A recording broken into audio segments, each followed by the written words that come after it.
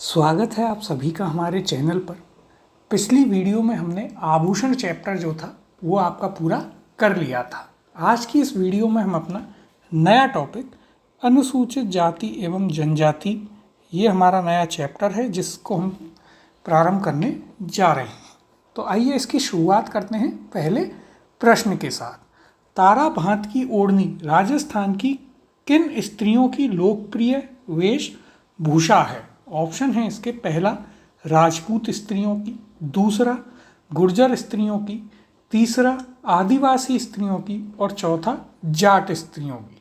इसका सही उत्तर है आपका ऑप्शन नंबर 3। तारा भात की जो ओढ़नी है वह आदिवासी स्त्रियों की एक लोकप्रिय वेशभूषा है। यदि हम बात करें तारा भात की ओढ़नी की, तो देखिए यह एक ओढ़नी होती है जो कि भूरे लाल रंग की बनाई जाती है और आदिवासी स्त्रियों के द्वारा इसे धारण किया जाता है।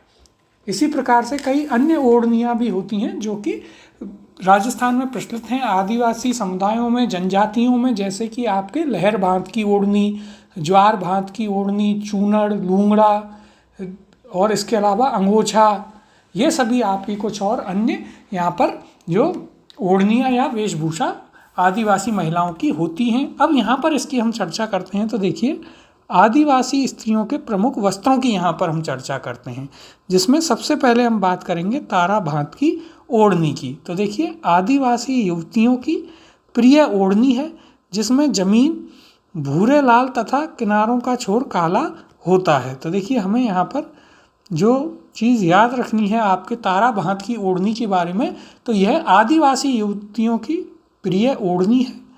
तो यदि पूछा जाए कि आदिवासी युवतियों की प्रिय ओढ़नी कौन सी है, तो वह आपके तारा भात की ओढ़नी है जिसमें ज़मीन जो है वह भूरी लाल होती है तथा जो किनारों का छोर है वह काले रंग का इसमें होता है। इसके बाद दूसरी है आपकी केरी भात की ओढ़नी। तो देखिए इसमें जो ज़मीन है वह आपकी लाल होती है तथा बिंदिया सफ़ेद होती है व पीले और सफ़ेद रंग की इसमें बिंदिया होती है। इसके अलावा यदि इस पर हम चर्चा करें तो इसकी ज़मीन पर सफ़ेद रंग के ज्वार के दानों जैसी बिंदी व किनारे और पल्लू में कैरी लगी होती है, इसीलिए इसे केरी भात की ओढ़नी कहा जाता है। फिर है हमारी कटकी या पावली भात की ओढ़नी।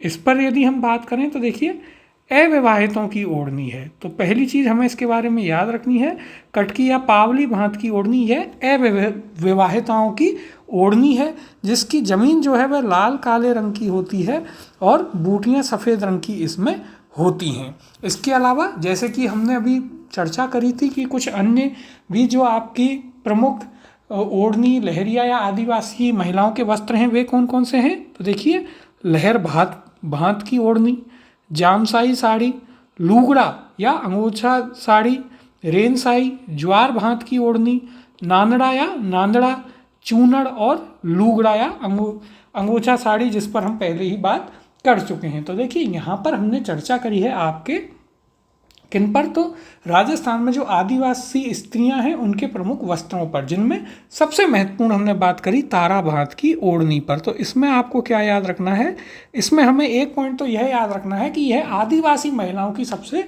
प्रिय ओढ़नी है, पहली चीज़। फिर दूसरी हमने बात करी केरी भात की ओढ़नी पर, जिसमें हमने बात करी कि यह ज़मीन लाल रंग की होती है, बिंदिया सफ़ेद और पीले रंग की होती है, इसमें जो पल्लू होता है उसमें कैरी जैसी आकृति लगी होती है, इसलिए इसे कैरी भात की ओढ़नी भी कहते हैं। फिर तीसरी हमने बात करी कटकी या पावली भात की ओढ़नी, जिसमें हमें जो मेन पॉइंट याद रखना है वह यह रखना है कि यह अविवाहिताओं की ओढ़नी है। इसके अलावा कुछ हमने नाम देखे अन्य प्रमुख वस्त्रों के जो कि आदिवासी महिलाएं धारण करती हैं, जैसे लहर भात की ओढ़नी, जामसाई साड़ी, लूगड़ा, अंगोछा, रेनसाई, ज्वार भात की ओढ़नी, नानड़ा और चूनड़। अब अगला प्रश्न देखते हैं, कटारी भात से क्या आशय है। ऑप्शन है इसके, पहला गले का आभूषण, दूसरा एक प्रकार का वस्त्र, तीसरा एक वाद्य यंत्र और चौथा एक देशी खेल। तो देखिए कटारी भात जो है यह एक प्रकार का वस्त्र होता है। ऑप्शन नंबर 2 इसका सही उत्तर होगा। अगला प्रश्न है, आदिवासियों में कटकी वस्त्र पहना जाता है। ऑप्शन है इसके, पहला पुरुषों द्वारा, दूसरा अविवाहित युवतियों द्वारा, तीसरा विधवाओं द्वारा और चौथा विवाहित स्त्रियों द्वारा। तो देखिए हमने अभी चर्चा करी थी कि कटकी या पावली भांत की जो ओढ़नी है वह अविवाहिताओं की ओढ़नी है। तो इसका सही उत्तर होगा आपका ऑप्शन नंबर 2, अविवाहित युवतियों द्वारा पहने जाने वाला वस्त्र है कटकी ओढ़नी, या फिर इसे आप क्या कहते हैं, या फिर इसे पावली भांत की ओढ़नी भी कहा जाता है। तो यह भी हमें यहाँ पर इसका जो दूसरा नाम है वह भी याद रखना है। अगला प्रश्न है, राजस्थान में सर्वाधिक प्रतिशत वाली अनुसूचित जनजाति है। ऑप्शन है इसके पहला भील, दूसरा मीणा, तीसरा गरासिया और चौथा भील मीणा। तो इसका सही उत्तर है आपका ऑप्शन नंबर 2, राजस्थान में सर्वाधिक प्रतिशत वाली अनुसूचित जनजाति है आपकी मीणा। अब यदि हम बात करें तो देखिए यह हमें जो क्रम है वह याद रखना है कि सर्वाधिक मीणा है, उसके बाद भील, फिर गरासिया जनजातियां हैं। यहाँ भी यदि हम चर्चा करें तो देखिए राजस्थान की जनजातियों में सर्वाधिक संख्या क्रमशः है। तो देखिए पहले पर मीणा जनजाति है, फिर भील जनजाति और फिर गरासिया जनजाति इसमें आती है। तो ये काफ़ी महत्वपूर्ण प्रश्न है जो कि सीधा सीधा आपसे पूछा जा सकता है। तो यह हमें यहाँ पर याद रखना है कि कौन कौन सी जनजातियाँ सर्वाधिक हैं राजस्थान में। तो देखिए सबसे ज़्यादा आपके मीणा जनजाति है। इसके बाद में यदि हम बात करें तो देखिए दूसरे नंबर पर आपकी भील, और फिर तीसरे नंबर पर कौन सी आती है, तो तीसरे नंबर पर आती है आपकी गरासिया जनजाति। तो यह जो क्रम है, यह क्रम हमें ऐसे की ऐसे ही यहाँ पर याद रखना है और यह काफ़ी आपका महत्वपूर्ण है, इम्पोर्टेंट है। अगले प्रश्न की ओर चलते हैं। राजस्थान में जनजातियों में संख्या की दृष्टि से दूसरे नंबर पर है। ऑप्शन है आपके पास पहला गरासिया, दूसरा सहरिया, तीसरा भील और चौथा कंजर। हमने अभी चर्चा करी थी कि राजस्थान में जो जनजातियां हैं उनमें सर्वाधिक संख्या आपके किसकी है, तो सर्वाधिक संख्या है यहाँ पर राजस्थान में मीणा जनजाति की, उसके बाद भील और फिर गरासिया जनजाति की। तो देखिए दूसरी सबसे अधिक यहाँ पर आपके जनजातियों में संख्या है आपके भील जनजाति की। तो ऑप्शन नंबर 3 भील इसका सही उत्तर होगा। अगला प्रश्न है, मत्स्य पुराण में किस जनजाति का उल्लेख है। ऑप्शन है इसके पहला मीणा, दूसरा सहरिया, तीसरा भील और चौथा गरासिया। इसका सही उत्तर है ऑप्शन नंबर 1, मत्स्य पुराण में आपको मीणा जनजाति का उल्लेख देखने को मिलता है। अब यदि हम इसकी बात करें तो देखिए मीणा जो शब्द है इसका शाब्दिक अर्थ क्या होता है, तो इसका शाब्दिक अर्थ होता है मछली, और पौराणिक मान्यताओं के अनुसार इन्हें मत्स्यावतार का रूप माना जाता है। मछली जो है, मीणा जो शब्द है उसका शाब्दिक अर्थ क्या होता है, तो उसका शाब्दिक अर्थ होता है आपका मछली। फिर यदि हम आगे बात करें तो देखिए आगे इसमें क्या है कि पौराणिक मान्यताओं के अनुसार इन्हें मत्स्यावतार का रूप माना जाता है। तो ये चीज़ हमें यहाँ पर याद रखनी है। और यदि आप बात करें तो देखिए आगे मत्स्य पुराण में भी मीणा जनजाति का उल्लेख हमें देखने को मिलता है। इसके अलावा जो मीणा जनजाति है ये इसमें 2 ग्रुप या फिर हम कह सकते हैं कि 2 भागों में ये विभाजित है, एक जमींदार मीणा और दूसरी चौकीदार मीणा। मुख्य इनके देवता कौन हैं, तो भूरिया बाबा जो हैं वे इनके मुख्य देवता हैं। इस पर हम आगे और विस्तार में चर्चा करेंगे मीणा जनजाति के ऊपर। यहाँ पर हमें जो पॉइंट याद रखने हैं उनमें पहला है कि मीणा का शाब्दिक अर्थ क्या होता है, मछली, और पौराणिक मान्यताओं के अनुसार इन्हें मत्स्यावतार का रूप माना जाता है, और मत्स्य पुराण में भी मीणा जनजाति का उल्लेख हमें देखने को मिलता है। अगला प्रश्न है, मोरनी मोड़ना किस जनजाति से संबंधित है। ऑप्शन है आपके पास पहला भील जनजाति से, दूसरा मीणा जनजाति से, तीसरा गरासिया जनजाति से और चौथा सहरिया जनजाति से। इसका सही उत्तर है ऑप्शन नंबर 2, मोरनी मोड़ना जो है वह आपके मीणा जनजाति से संबंधित रहा है। इसके कारण क्या है, तो देखिए ऐसा माना जाता है कि जो मीणा जनजाति है उसका शुरू से ही मोर जो पक्षी होता है उससे काफ़ी लगाव रहा है, इस कारण भी। और मोरनी मारना जो है एक विवाह के दौरान जो है निभाई जाने वाली एक रस्म है मीणा जनजाति में, जिसका नाम है मोरनी मारना। यहाँ पर यदि हम चर्चा करें तो देखिए राजस्थान की मीणा जनजाति का राष्ट्रीय पक्षी मोर से अधिक लगाव रहा है। इसी कारण मोरनी मारना उनकी परंपरा का एक अंग बन गया है। और यह परंपरा कब आती है? तो यह आपके शादी की एक रस्म है। तो यह भी हमें यहाँ पर याद रखना है। अगला प्रश्न है, पड़िहार मीणा जनजाति क्षेत्र मूलतः है। तो हमें बताना है पड़िहार मीणा जनजाति क्षेत्र निम्नलिखित में से कौन सा है। ऑप्शन आपको दिए गए हैं। पहला यहाँ पर दिया गया है जोधपुर, जालौर, पाली। दूसरा बीकानेर, गंगानगर। तीसरा है टोंक, भीलवाड़ा, बूंदी। और चौथा चूरू, हनुमानगढ़, सीकर। तो देखिए पड़िहार मीणा जनजाति क्षेत्र जो है वह मूलतः टोंक, भीलवाड़ा, बूंदी क्षेत्र में आता है। टोंक व बूंदी का क्षेत्र जो है, तो यहाँ पर ऑप्शन नंबर 3 इसका सही उत्तर होगा। यदि हम बात करें मीणाओं का जो वर्गीकरण है, मुख्यतः तो मोटे तौर पर हमें दो रूप में देखने को मिलता है, जमींदार मीणा और चौकीदार मीणा। जो कि जमींदार मीणा है वो खेती, पशुपालन इस तरह के कार्य करते थे, और चौकीदार मीणा जो है वो महलों की, कोषागारों की, उनकी रक्षा करते थे। फिर जैसे यहाँ पर पड़िहार मीणा है तो ये आपके टोंक और बूंदी क्षेत्र में पाए जाते हैं। इसके अलावा यदि हम बात करें तो चर्मकार मीणा भी थे जो चमड़े से संबंधित व्यवसाय करते थे। फिर सुरते वाला मीणा भी होते हैं जो कि अन्य जातियों से वैवाहिक संबंध रखते थे। और रावत मीणा भी होते हैं जो कि स्वर्ण राजपूतों से संबंध रखने वाले मीणा जनजाति के लोग थे। अब देखिए यहाँ पर भी यदि हम इसकी चर्चा करें तो देखिए मीणा वर्ग, इस पर हम यदि बात करें तो पहला है आपके पास पड़िहार मीणा, जिसकी हमने अभी बात करी कि यह आपके टोंक एवं बूंदी क्षेत्र में रहते हैं। दूसरा हमने बात करी थी चौकीदार मीणा जो कि नयावासी, ये राजाओं के कोषागार व महलों की रक्षा करते हैं, जो कि आपको नाम से ही समझ में आ रहा होगा, चौकीदारी का कार्य मुख्यतः इनके द्वारा किया जाता है। फिर तीसरे आपके आते हैं कौन से? तो जमींदार मीणा, पुरानावासी। ये क्या कार्य करते हैं? तो ये खेती, पशुपालन आदि व्यवसाय इनके द्वारा किया जाता है। फिर आपके आता है चर्मकार मीणा। तो देखिए यह हमें शब्द से ही स्पष्ट होगा कि ये चमड़े से संबंधित व्यवसाय करते थे। इसके बाद अगला है रावत मीणा जो कि स्वर्ण राजपूतों से संबंध रखते हैं। और फिर आपके आते हैं सुरते वाला मीणा जो अन्य जातियों से वैवाहिक संबंध रखते थे।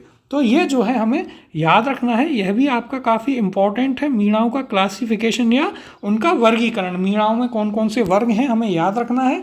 दो मुख्य हैं, चौकीदार मीणा और जमींदार मीणा। इसके अलावा पड़िहार मीणा, चर्मकार मीणा, रावत मीणा और सुरते वाला मीणा, ये सभी भी इस मीणा जनजाति के वर्ग हैं। अगला प्रश्न देखते हैं। कर्नल टॉड के अनुसार मीणाओं का मूल निवास स्थान निम्न में से कौन सा था? ऑप्शन है आपके पास, पहला आबू पर्वतमाला, दूसरा काली खोह पर्वतमाला, तीसरा मुकुंदरा पर्वत श्रेणी और चौथा काली घाटी पर्वतमाला। इसका सही उत्तर है ऑप्शन नंबर 2। कर्नल टॉड के अनुसार मीणाओं का मूल निवास स्थान काली खोह पर्वतमाला रहा था। तो यह पॉइंट भी आपको यहाँ पर याद रखना है। अगले प्रश्न की ओर चलते हैं। भील पुरुष अपने बालों को ढकने के लिए सिर पर जो पहनते हैं उसे क्या कहा जाता है? ऑप्शन है आपके पास, पहला कच्छावू, दूसरा पगड़ी, तीसरा यहाँ पर ऑप्शन है आपके पास पाथ्या और चौथा ऑप्शन दिया गया है आपको पीतोछा। इसका सही उत्तर है ऑप्शन नंबर 3। भील पुरुष जो हैं वे अपने बालों को ढकने के लिए सर पर जो वस्त्र धारण करते हैं उसे पाथ्या कहा जाता है। यदि हम बात करें तो देखिए जो साफा बांधा जाता है सर पर भीलों के द्वारा, जिसे आप फेंटा भी कहते हैं, उसे पाथ्या कहा जाता है। इसके अलावा यदि हम बात करें तो यह मुख्यतः जो है सफ़ेद रंग का होता है। यहाँ पर यदि हम चर्चा करें तो देखिए पाथ्या या पोत्या भी इसे कहा जाता है। तो भीलों के सिर पर स्थित सफ़ेद साफा तथा फेंटा जिसे कहते हैं, सिर पर बांधे जाने वाला लाल पीला केसरिया साफा होता है। तो यहाँ पर हमें ये चीज़ इसके बारे में याद रखनी है कि भील जनजाति के जो पुरुष होते हैं वे सर पर जो वस्त्र बांधते हैं उसे क्या कहा जाता है? तो उसे आपके पाथ्या या पोत्या कहा जाता है, जो कि आपका सफ़ेद साफा या फेटा होता है और वह लाल पीला केसरिया साफा भी कई बार उनके द्वारा बांधा जाता है। तो यह पॉइंट हमें यहाँ पर याद रखना है। यदि हम बात करें देखिए भील जनजाति की, तो ये जो है भील जो शब्द है ये व्हील से बना है, जिसका अर्थ होता है धनुष एवं बाण। और भील जनजाति को राजस्थान की सबसे पुरानी जनजाति माना जाता है और यह दूसरे सब संख्या में जो है दूसरे नंबर पर आते हैं मीणा जनजाति के बाद। और कर्नल जेम्स टॉड जो थे उन्होंने भील जनजाति को जो उन्होंने एक संज्ञा दी थी, उनका कहना था कि ये वन पुत्र हैं, भील जनजाति जो है वह आपके वन पुत्र हैं। और विलियम रोन जो थे उन्होंने मारवाड़ जो क्षेत्र है उसको भीलों का निकास क्षेत्र वहाँ पर माना है। यदि हम बात करें भीलों के मुख्य केंद्र की तो इनका मुख्य केंद्र उदयपुर में है। भीलों के जो घर होते हैं उन्हें टापरा या कू कहा जाता है और इनकी जो कॉलोनी होती है एक प्रकार से उसे फला कहते हैं। गांव को पाल कहा जाता है और जो गांव का मुखिया होता है उसे पालवी या तदवी कहते हैं। और जो भीलों का सर्वोच्च मुखिया होता है उसे गमेनी कहते हैं और इनकी जो पूज्य देवता हैं वो टोटम है। इसके अलावा जो टोटर या टोटम है और ये वृक्षों को भी पूजते हैं और वृक्षों को ही ये लोग जो है शादी का गवाह मानते हैं और जिसे कि आप हाथी वेंडो शादी भी कहा जाता है। और जो इनकी शादियां होती हैं उन शादी की देवती भराड़ी माता को मानते हैं, जिसमें जो वर होता है वह भराड़ी माता की एक पेंटिंग उसे बनानी होती है शादी के दौरान। इसके अलावा जब यदि भीलों में आपस में तलाक होता है या डाइवोर्स होता है तो उसे छेड़ा फाड़ना कहते हैं। जो पुरुष होते हैं वे स्त्री के पल्लू को पकड़कर उसे फाड़ देते हैं और वह इनमें तलाक माना जाता है। तो ये कुछ पॉइंट हैं जो हमें याद रखने हैं भीलों के बारे में, जो कुछ सामान्य पॉइंट हैं। बाकी और आगे हम इनके बारे में विस्तार में अभी चर्चा करेंगे जैसे जैसे प्रश्न हमारे पास आगे आते जाएंगे। अगला प्रश्न है, भीलों के वस्त्रों के संदर्भ में फेटा है। ऑप्शन है आपके पास, पहला पुरुषों का आभूषण, दूसरा ओढ़ने वाला मोटा लबादा, तीसरा एक प्रकार का बालकों का वस्त्र और चौथा एक प्रकार का सिर का वस्त्र या पगड़ी। तो इसका सही उत्तर है ऑप्शन नंबर 4, फेटा एक प्रकार का सिर का वस्त्र या पगड़ी है, जिसे आप किस नाम से भी जानते हैं, जिसे पात्या या पोत्यों के नाम से भी जाना जाता है। अगला प्रश्न है, भील जनजाति में कछाबू कौन पहनता है। इसके ऑप्शन हैं, पहला नवयुवक लड़का, दूसरा बालक, तीसरा पुरुष और चौथा महिलाएं। तो देखिए कछाबू जो है वह महिलाओं का घाघरा होता है जो कि भील जनजाति में पहना जाता है। इसका सही उत्तर होगा ऑप्शन नंबर 4, महिलाएं। यहाँ पर यदि हम चर्चा करें तो देखिए कछाबू यह भील स्त्रियों का काले व लाल रंग का घाघरा होता है। तो हमें याद रखना है, यह भी आपका इम्पोर्टेंट है। पूछा जा सकता है कि कछाबू किससे संबंधित है, तो कछाबू संबंधित है भील जनजाति से। भील जनजाति में भी यह महिलाओं का वस्त्र होता है। क्या होता है, तो यह लाल व काले रंग का घाघरा होता है जो कि भील जनजाति की महिलाओं के द्वारा पहना जाता है। अगला प्रश्न है, भील जनजाति की स्त्रियों द्वारा पहने जाने वाला लंबा घाघरा जिस नाम से जाना जाता है वह है, ऑप्शन है आपके पास, पहला कटकी, दूसरा कछाबू, तीसरा कू और चौथा है जामा। इसका सही उत्तर है ऑप्शन नंबर 2, कछाबू जो है वह भील स्त्रियों द्वारा पहने जाने वाला लंबा घाघरा होता है, जिसकी हमने अभी चर्चा करी थी कि यह आपका काले एवं लाल रंग का होता है जो कि भील स्त्रियों के द्वारा पहना जाता है। अगला प्रश्न देखते हैं, खोयतू वस्त्र संबंधित है। ऑप्शन है इसके, पहला मीणा जनजाति से, दूसरा भील जनजाति से, तीसरा गरासिया जनजाति से और चौथा सहरिया जनजाति से। इसका सही उत्तर होगा आपका ऑप्शन नंबर 2, खोयतू जो है वह भील जनजाति से संबंधित है।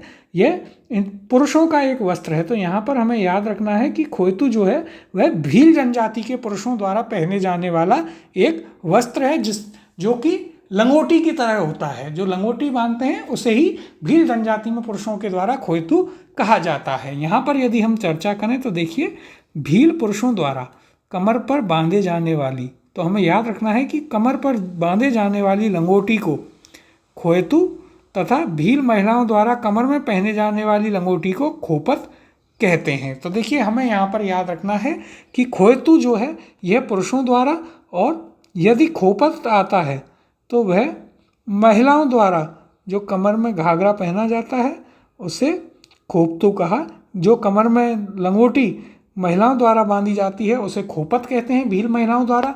और यदि भील पुरुषों द्वारा कमर में लंगोटी बांधी जाती है तो उसे खोयतू कहा जाता है। तो देखिए हमें यहाँ पर जो है इन जनजातियों के जो कुछ सामान्य पॉइंट हैं, कॉमन पॉइंट्स हैं, वो तो याद रखने ही हैं। उसके अलावा कौन से जो वस्त्र हैं या आभूषण हैं कौन सी जनजाति से संबंधित हैं और उस जनजाति में महिला या पुरुष किससे संबंधित हैं, वह भी हमें जरूर से याद रखना है। वह चीज़ ज़्यादा इंपॉर्टेंट होती है क्योंकि यह कई बार पूछी जा चुकी है। अगला प्रश्न है, भील जनजाति के पुरुष कमर पर जो वस्त्र लपेटा करते हैं उसे क्या कहा जाता है? ऑप्शन है आपके पास, पहला खोयतू, दूसरा जामा, तीसरा पोल्या और चौथा कछाबू। इसका सही उत्तर है ऑप्शन नंबर 1। भील जनजाति के पुरुष कमर पर जो वस्त्र लपेटते हैं यानी कि लंगोटी, उसे खोयतू कहा जाता है। और कछाबू की हमने बात करी थी, तो यह क्या है, तो कछाबू जो है भील जनजाति की जो महिलाएं हैं, महिलाओं का क्या होता है, तो यह होता है महिलाओं का घाघरा। तो यह भी हमें यहाँ पर याद रखना है, यह महिलाओं का घाघरा होता है जो कि काले एवं लाल रंग का होता है। खोयतू भील पुरुषों द्वारा बांधे जाने वाली आपकी लंगोटी होती है, और जबकि यदि महिलाएं बांधें तो देखिए हमें याद रखना है कि खोयतू का विलोम यानी कि खोयतू का उल्टा क्या होता है, खोयतू का उल्टा होता है खोपत, जो कि महिलाओं द्वारा बांधा जाता है लंगोटी। तो ये यहाँ पर हमें इंपॉर्टेंट पॉइंट हैं जो कि याद रखने हैं। अगले प्रश्न की ओर चलते हैं। भीलों द्वारा लड़की के विवाह के समय घर की दीवार पर बनाए जाने वाले लोक देवी के चित्र को क्या कहा जाता है? इसके ऑप्शन हैं यहाँ पर, पहला तहनिशा, दूसरा मानना, तीसरा फड़ और चौथा भराड़ी। इसका सही उत्तर है आपका ऑप्शन नंबर 4। भीलों में जैसे हमने चर्चा करी थी, तो देखिए भीलों के जो शादी की देवी मानी गई हैं वे हैं आपकी भराड़ी माता, और जब विवाह होता है तो वहाँ पर भराड़ी माता की जो पेंटिंग है वो बनाई जाती है, और यह पेंटिंग जो है जो दूल्हा होता है उसके द्वारा भी बनाई जाती है। यहाँ पर यदि हम चर्चा करें तो देखिए राजस्थान के दक्षिणांचल जो कि कुशलगढ़ क्षेत्र है उसमें भीली जीवन में व्याप्त वैवाहिक भित्ति चित्रण की प्रमुख लोक देवी भराड़ी के नाम से जानी जाती है। तो हमें याद रखना है यहाँ पर किसके बारे में, तो यहाँ पर देखिए हमें याद रखना है भराड़ी माता के बारे में। ये जो है भीलों के शादी की देवी मानी जाती हैं और शादी पर जो है इनके चित्र का चित्रण किया जाता है।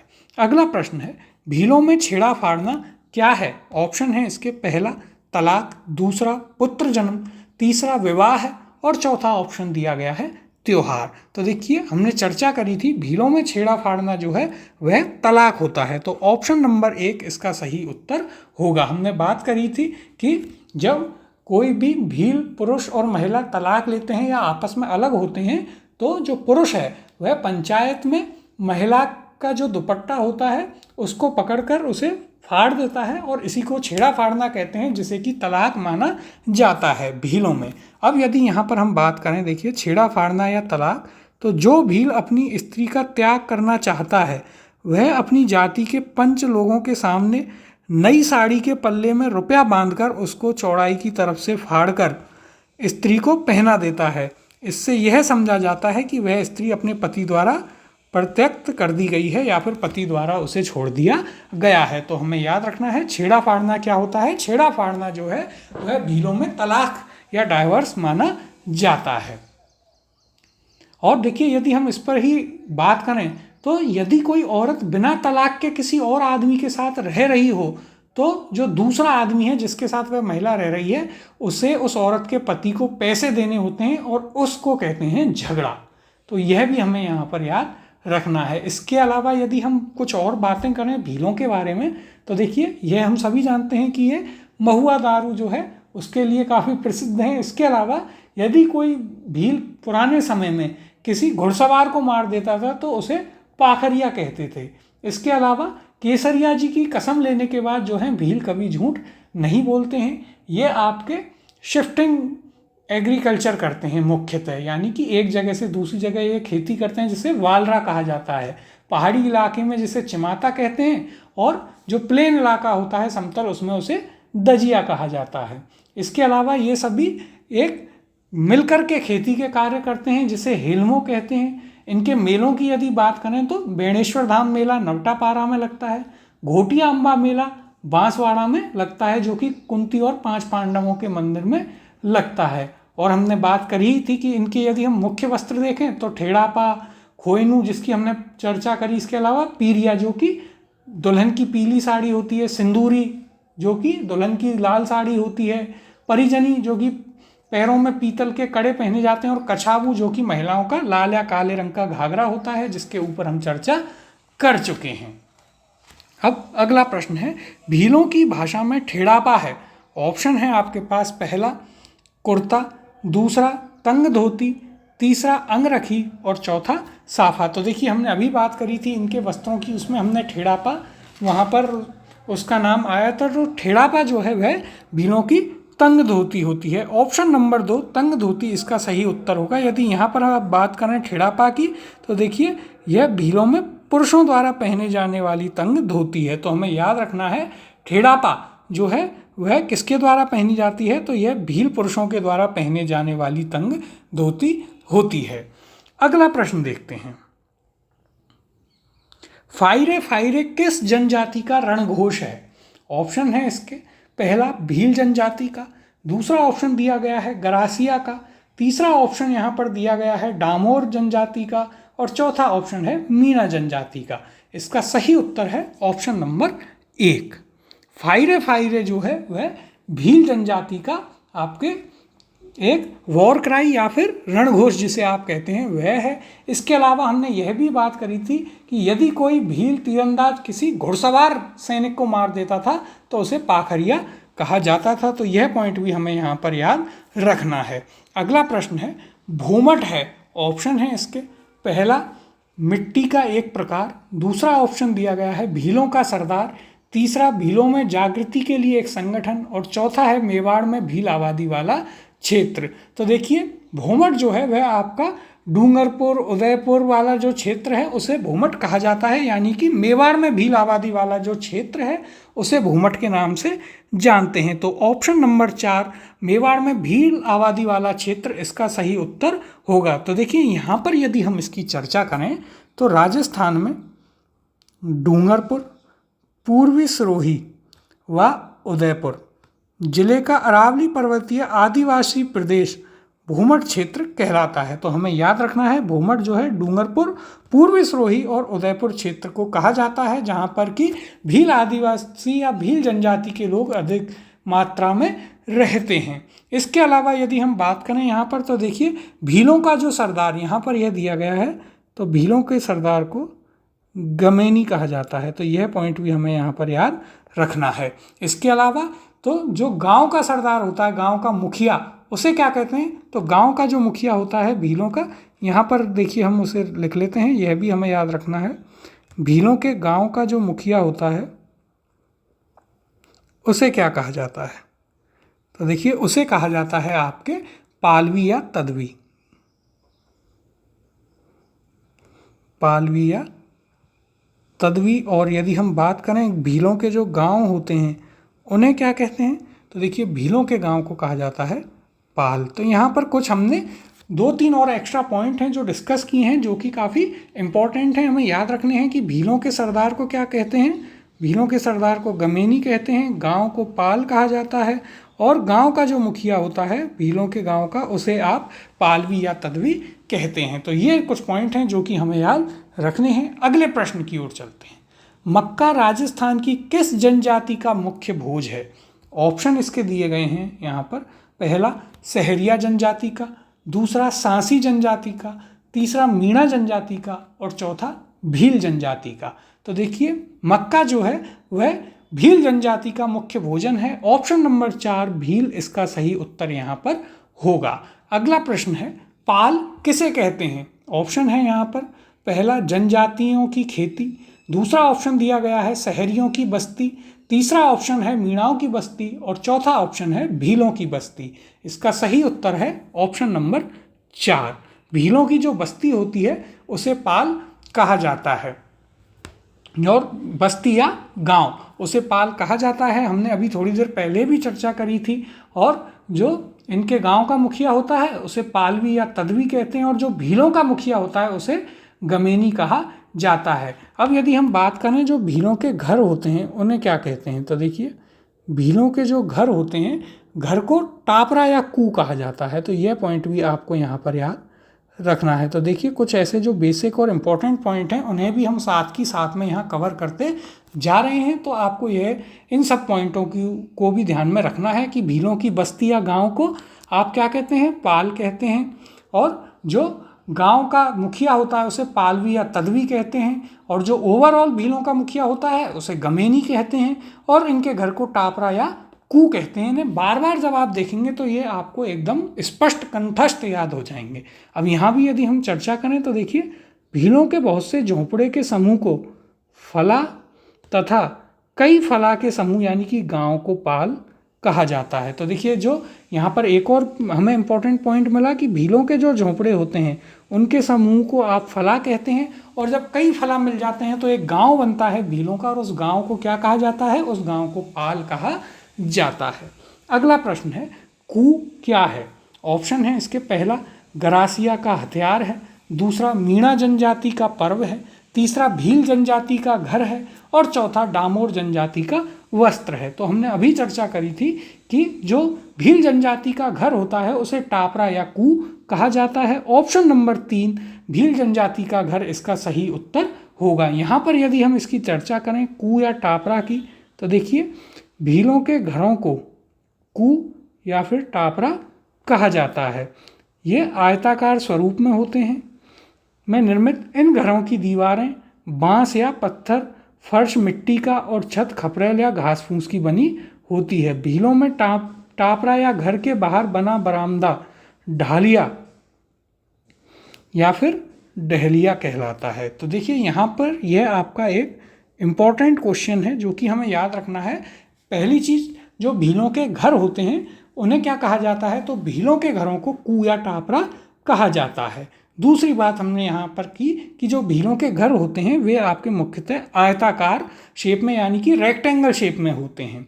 फिर हमें जो चीज़ याद रखनी है वह यह है कि जो इनके घर होते हैं उसके बाहर जो बरामदा होता है, प्रत्येक घर में सामान्यतः एक बरामदा होता है, तो भीलों के घर का जो बरामदा है उसे क्या कहा जाता है, उसे ढालिया या डहलिया कहा जाता है। तो ये कुछ इंपॉर्टेंट पॉइंट हैं यहाँ पर जो हमें याद रखने हैं भीलों से संबंधित और उनके घरों से संबंधित। अगला प्रश्न है भीलों के कमरे के बाहर स्थित बरामदे या गैलरी को क्या कहा जाता है। ऑप्शन है आपके पास, पहला बोलावा, दूसरा कू, तीसरा डहलिया और चौथा ऑप्शन है पाल। इसका सही उत्तर है ऑप्शन नंबर 3। भीलों के कमरे या घर में जो बरामदा होता है उसे डहलिया या ढालिया कहा जाता है। पाल यदि हम बात करें तो पाल किसे कहते हैं, तो यह होता है भीलों का गांव। तो देखिए इसी प्रकार से जब हम इन्हें बार बार इनका रिवीजन करेंगे, इन्हें बार बार देखेंगे तो ये हमें काफ़ी अच्छे से समझ में आएंगे और आपको इन्हें याद करने में, रिकॉल करने में भी काफ़ी आसानी होगी। अगला प्रश्न है, देखते हैं।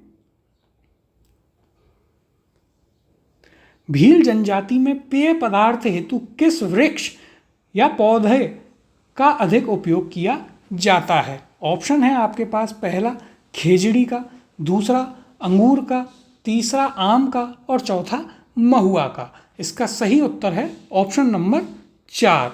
तो देखिए जो भील जनजाति है उसमें पेय पदार्थ यानी कि शराब एक तरीके से वह महुआ शराब होती है, जो कि महुआ जो वृक्ष होता है उसके द्वारा बनाई जाती है, और इसे भीलों का सोमरस भी कहा जाता है यदि हम इसके बारे में चर्चा करें। और महुआ जो वृक्ष होता है उसे भीलों का कल्प वृक्ष कहते हैं। दूसरी चीज़, जो ये महुआ शराब होती है इसे भीलों का सोमरस भी कहा जाता है। अब यहाँ पर यदि हम चर्चा करें तो देखिए भील जनजाति का सर्वाधिक पसंद वाला वृक्ष महुआ वृक्ष है।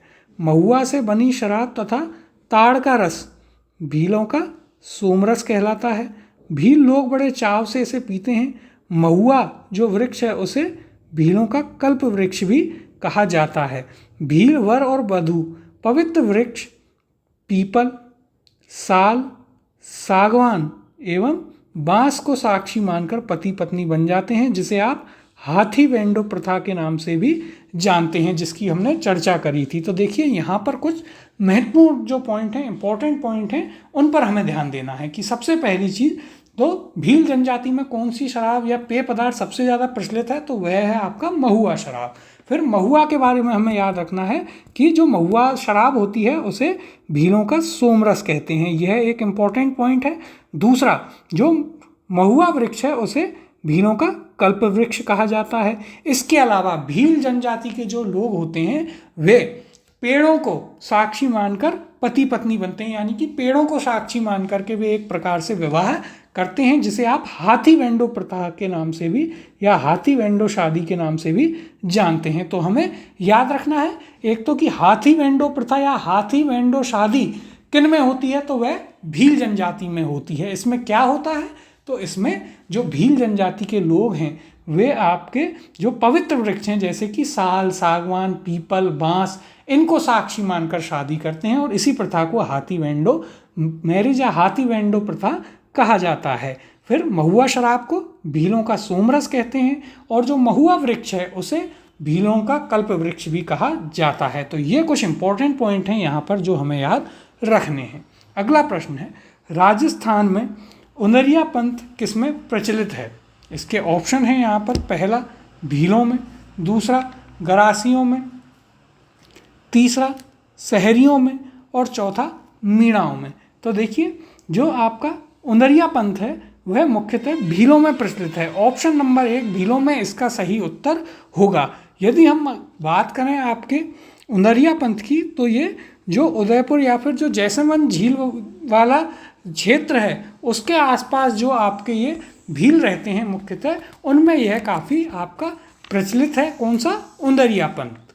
तो यह आपका संबंधित है किससे? भीलों से। यहाँ पर यदि हम बात करें उनरिया पंथ की, तो देखिए उनरिया पंथ जो है वह जैसलमेर झील व आसपास रहने वाले भीलों में प्रचलित अतिमार्गी या वाम मार्गी एक पंथ है। तो हमें याद रखना है उनरिया पंथ जो है वह किससे संबंधित है, तो वह राजस्थान की भील जनजाति से संबंधित एक आपका एक पंथ है। अब यदि हम एक और बार यहाँ पर बात करें या इसे समझें कि भील जनजाति में अभी तक हमने क्या क्या बात करी है, तो देखिए पहली चीज़ हमने आपको बताई थी कि ये राजस्थान की सबसे प्राचीनतम आदिवासी या इन्हें ट्राइब माना जाता है। संख्या के आधार पर ये राजस्थान में दूसरे नंबर पर आते हैं, पहले नंबर पर मीणा जनजाति आती है।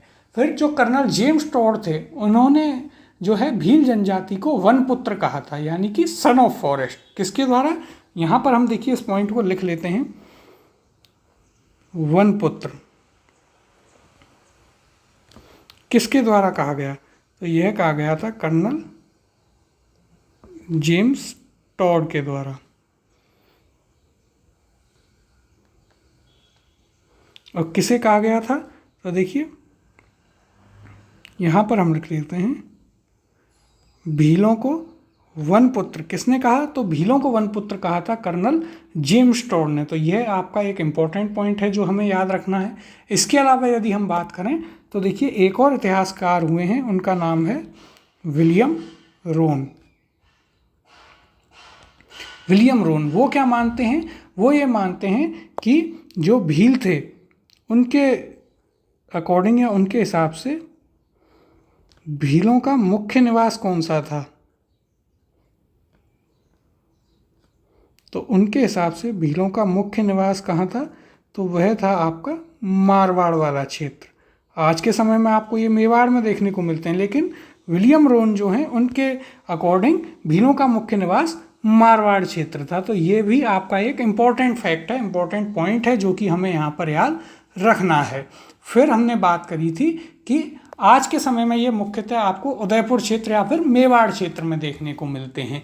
इनका जो घर होता है उसे आप किस नाम से जानते हैं? उस घर जो होता है भीलों का, तो देखिए इसकी भी हमने बात करी थी। ये कुछ पॉइंट हैं, इन्हें हम यहाँ पर लिख लेते हैं जो हमें याद रखने ही रखने हैं। टापरा या कू के नाम से जानते हैं। जो गांव होता है भीलों का उसे तो वह हम पाल के नाम से जानते हैं। फिर यदि हम बात करें आगे तो देखिए इसमें आगे जो मुखिया होता है, भीलों का सर्वोच्च मुखिया जो होता है, उसे आप किस नाम से जानते हैं? तो देखिए उसको क्या कहा जाता है, उसको कहा जाता है गमीनी। ये कुछ पॉइंट हैं। फिर और हमने बात करी थी इसके अलावा, तो इनकी जो बस्ती होती है, भीलों की जो बस्ती होती है या कॉलोनी, उसे फला के नाम से जाना जाता है। ये भी एक इम्पॉर्टेंट पॉइंट था। और हमने क्या बात करी, तो देखिए इसके अलावा हमने बात करी कि ये जो इनकी शादी में जो इनकी शादी की देवी मानी जाती हैं वे कौन सी हैं, तो वे हैं आपकी भराड़ी माता। तो इनका नाम भी हमें याद रखना है, जो कि आपके संबंधित हैं किससे, भील जनजाति से। इसके अलावा यदि हम बात करें तो ये वृक्षों को साक्षी मानकर शादी करते हैं, जिसे आप हाथी वेंडो शादी या हाथी वेंडो प्रथा भी कहते हैं। और फिर हमने एक बात करी थी किसकी, तो वह था आपका छेड़ा फाड़ना। छेड़ा फाड़ना क्या होता है, तलाक देना। तो देखिए यहाँ पर हम उसको लिख लेते हैं तलाक। तलाक को क्या कहते हैं, तो देखिए छेड़ा फाड़ना, इसे आप छेड़ा को छोड़ा फाड़ना से समझ सकते हैं कि छोड़ देना, यानी कि तलाक छेड़ा फाड़ना। फिर यदि हम बात करें तो इनका रणघोष या युद्ध घोष क्या होता था, फायरे फायरे।